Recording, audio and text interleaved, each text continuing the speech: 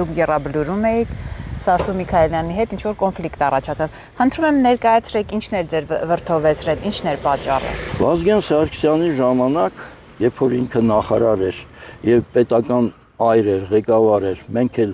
նրա զինվորներն էինք, սպաներն էինք, մենք մեր երկիրը հզորացրեցինք,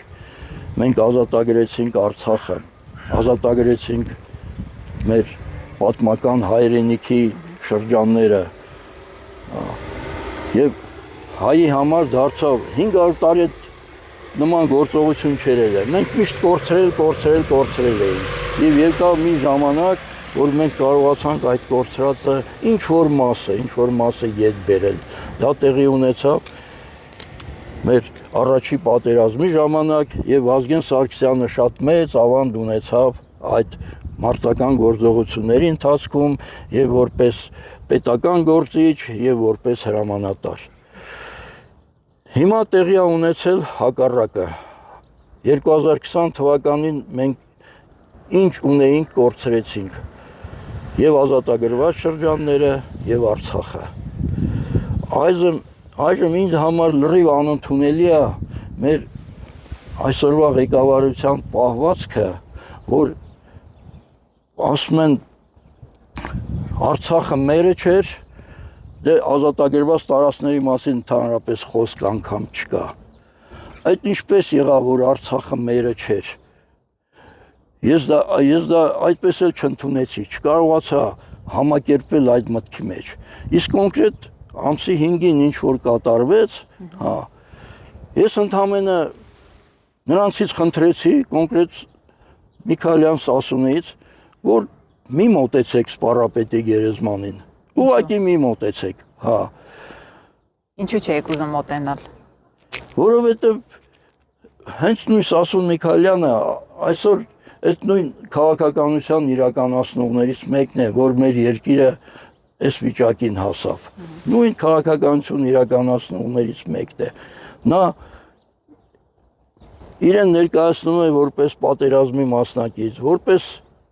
ազատամարտիկ, բայց ազատամարտիկը ինչպես կարող է համակերպել այդ մտքի հետ, որ Արցախը մերը չէր, որ ազատագրված շրջանները մերը չէին եւ ադրբեջանական է դա։ Ես դա չեմ հասկանում։ Ես ուղղակի այդ էր իրանց պահանջը, որ դուք իրավունք չունեք մոտենալու այստեղ, Եվ ավելացրի, որ գնացեք Հեյդարի գերեզմանին այդ ծաղիկները դրեք, Ընդհանրապես այդքան բան եմ իրանցից պահանջել, Ու դրանից հետո Սասուն Միքայելյանը հարցազրույց է տալիս հենց այդ նույն տեղում, նույն ժամին, Ճեպազրույց լրագրողների հետ, այո։ Լրագրողների հետ, եւ նա ինչ որ բավականին երկար հարցազրույց է, անուղղակի ձևով, դա ինքը ինձ ինչ որ բաներ է ասում, ճիշտ է, իմ անունը չի տալիս, բայց արտահայտության մեջ երևում է երրորդ դեմքով, որ իմ մասին են այդ խոսքերը, Ես հիմա ուզում եմ իրան պատասխանել, այդ ինչ որ իմ հասցեին ինքը ասել է, ես ուզում եմ պարզաբանեմ, իրան ուղղակի պատասխանել, որ դու եթե տենց ես գտնում, ամենայն դեպս արի մի հատ, ես էլ իմ իմացածը քեզ ասեմ, ուրեմն այսպիսի մի արտահայտություն արեց, մի քանի մանետ փող են տվել, եկել է գորգոռումա, մի քանի մանետ փող են տվել, եկել է գորգոռումա, այսինքն դուրս է գալիս, որ ես կաշառվել եմ, փող եմ վերցել ու դա ինչ որ ձևով եկել եմ այստեղ բան եմ անում, նա այդ չափում է, այդ փողը չափում է իր արշինով, իր ձևով է չափում, որ փողով ամեն ինչ կարելի անել, լսեք, Սասուն, լսեք, ես այդ արել եմ, ինչ որ ես ասում եմ, ինչ որ ես անում եմ, արել եմ իմ հանուն հայրենիքի, իմ հանուն ազգի, ես երբեք աշխատավարձից բացի,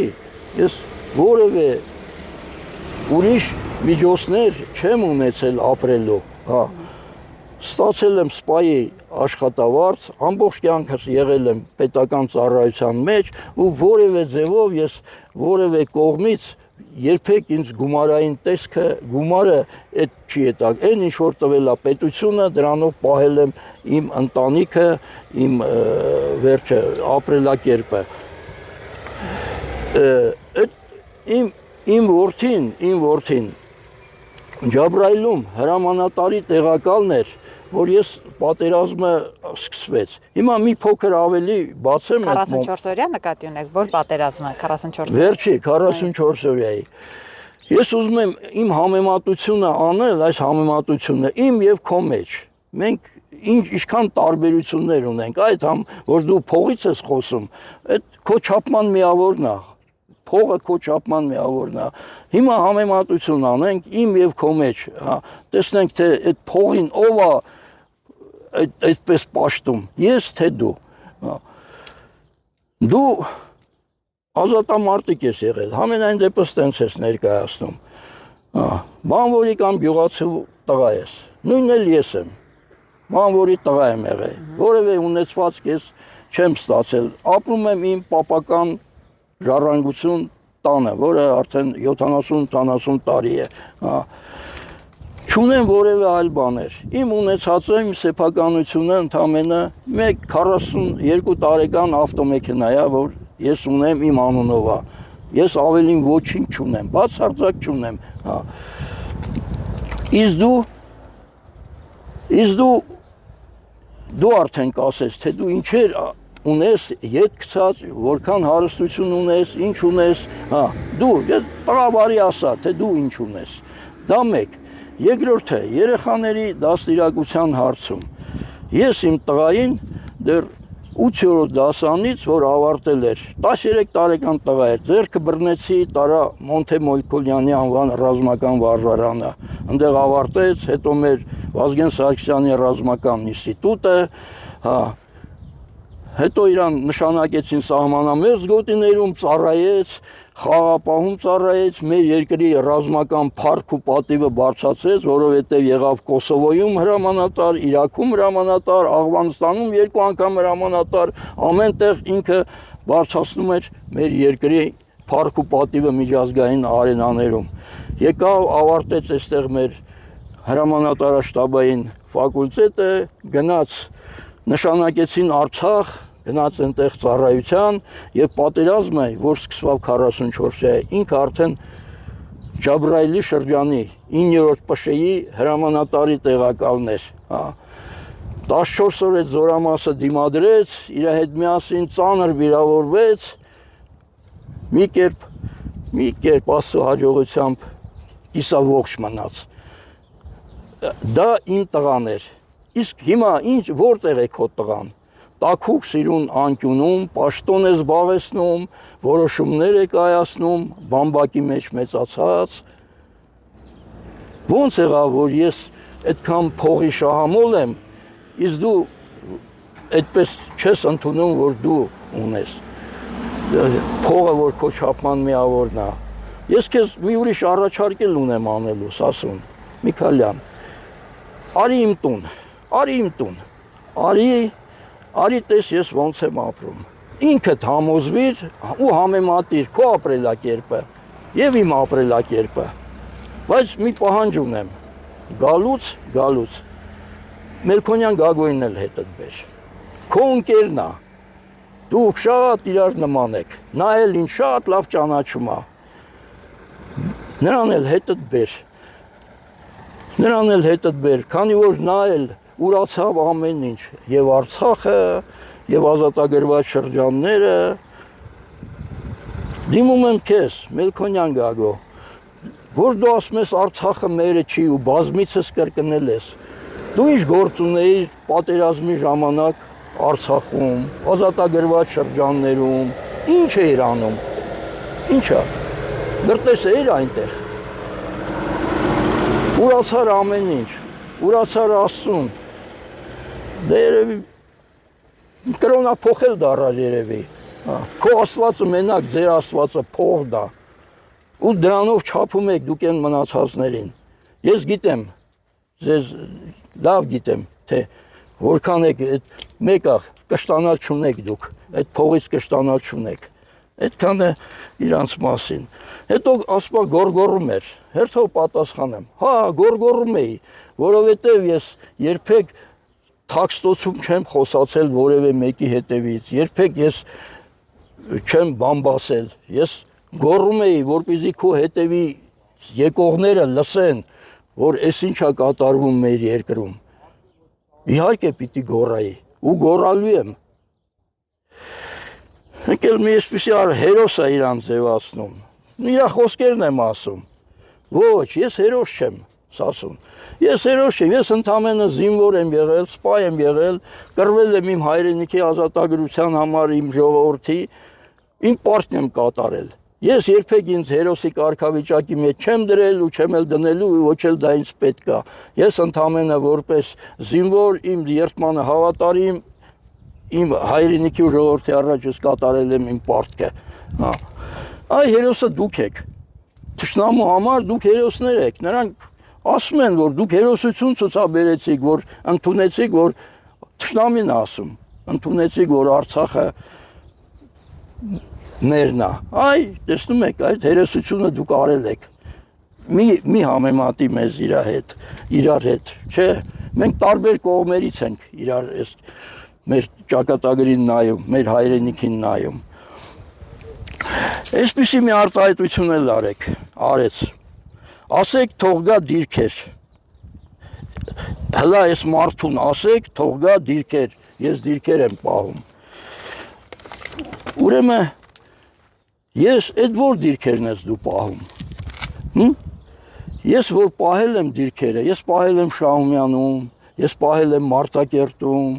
ես պահել եմ Աղդամում, Հորադիսում, ես պահել եմ Քյալբաջարում։ Այդ դիրքերը, ես այդ զինվորների հետ այդ դիրքերում զմռան ցրտին, ամռան շոքին, այդ դիրքերում եմ քնել, այդ դիրքերում եմ իրանց հետ հաց կերել, այդ դիրքերում եմ իրանց հետ հարցակման անցել, պաշտպանվել, այդ դիրքերում եմ ես իմ զինվորների հետ իմ պարտքը կատարել։ Իսկ հիմա դու որ դիրքերում ես, հա? Որ դիրքերն եք պահում։ Նոյեմբերյանի, որ առանց մի կրակոցի հանձնեցիք։ Վարդենիսի, որ թուրքերին բերե արդեն հասցրել եք քաղաքի մոտերքը, հա։ Ջերմուկի, որ արդեն կախվել են թուրքերը հենց Ջերմուկի վրա։ Որն է Գորիսում, Կապանում, որ ժողովուրդ ամեն առավոտ թուրքի դրոշն է տեսնում, հա, այդ դիրքերն եք պահում։ Այդ ո՞նց եք պահում։ Մի հատ կրակոց անգամ չեք արձակել այդ դիրքերի ուղղությամբ։ Իսկ թշնամին մինչև այսօր էլ գալիս է, առաջանում է, ամրաշինական աշխատանքներ է կատարում, առաջխաղացում է անում։ Չեք համարձակվում մի հատ կրակոց իր ուղղության վրա իրանց վրա արձակել ու չթողնել, որ դրանք անեն, որ դրանք անում են ինչի համար, որ վաղը մի հատ շամպես հաչան դուք փախչեք այդ դիրքերից։ Դուք այդտեղ պահող չեք։ Պահող այդպես իրան չի պահի այդ դիրքերը։ Դուք դիրք պահող չեք։ Դուք ուղղակի այդպես պետական միջոցներ եք ստացել եք, վատնում եք ու ցույց եք տալի, մենք պահում ենք դիրքերը։ Մեկ էլ ամեն անգամ ասում ստեղ է գալիս է ու կոնֆլիկտներ է ստեղծում եւ այլն։ Այդ էլ իր խոսքերն է։ Այո։ Այսինքն դուք կոնֆլիկտ եք ստեղծում ամեն անգամ։ Ամեն անգամ հա գալիս եմ ու կոպիտ մի քիչ ավելի թռնում է դեմքներից եւ այլն, նման ձևի բաներ ասեց, հա։ Այո, ես այստեղ եմ ամեն օր, ես ամեն ամիս, ամեն շաբաթ, ամեն տարի, կապ չունի եղանակը, կապ չունի օրը, ամսաթիվը, ես գալիս եմ այստեղ։ Ինձ ոչ ոք չի կարող արգելի, որ ես գամ այստեղ։ Ես գալիս եմ իմ ընկերների, մարտական ընկերների հետ զրուցում եմ։ Ես նրանց փառք եմ տալիս, տղերք ասում եմ, դուք փառքով ձեր պարտքը կատարեցիք ձեր հայրենիքի առջև։ Իսկ այսօր ինչ է կատարվում։ Երանի ձեզ, որ այսօր դուք չեք տեսնում այն անպատվությունը, որ թուրքը տալիս է մեզ, մեր դավաճան ղեկավարների շնորհիվ։ Այ երանի ձեզ։ Ես ձեզ երանի եմ տալիս։ Ես իրենց հետ խոսում եմ, անընդհատ խոսում եմ։ Իսկ դու որտեղ ես անցկացնում քո ժամանակը, ճոխ ամառանոցներում, թանկարժեք ռեստորաններում, Այ մեր տարբերությունը նման բաների մեջ է, հա, որ դու ամեն ձևով փորձում ես հավասարացնել, չէ, ես չեմ հավասարվի քեզ, չեմ հավասարվի ու չեմ էլ ուզում երբևիցե հավասարվել, այն ինչ ես արել եմ իմ կյանքի, ինձ համար իմ ամենագիտակից ժամանակը, որ իմացել եմ ապրելու, այսքան արդեն 70 տարեկան եմ, ամենագիտակից ժամանակը եղել է 1990-ից 1994 թվականների այդ պատերազմական ժամանակը, երբ որ ես գիտակցում էի, թե ես ինչի համար եմ զենք վերցրել ու ինչ եմ անում։ Դա իմ կյանքի ամենագիտակցական եւ ոնց ասեմ, աներևակայելի, հպարտանալու, ախր բառ չեմ կարող գտնել այդ ժամանակներն է, այդ ընդամենը այդ ամբողջ այդ 90-ից 94 թվականը, երբ որ գիտակցորեն ես հասկանում եմ ես ինչ եմ անում, հա։ Մի քո հետ միասին, նորից եմ խնդրում, եթե իմ խոսքերին չես հավատում, արի իմ տուն, մենակ չգաս, վերցու Մելքոնյան Գագոյին, նա էլ ինձ լավ ճանաչում է, եկեք, հայ օջախը որևէ խնդիր չկա, եկեք տեսնենք հլը։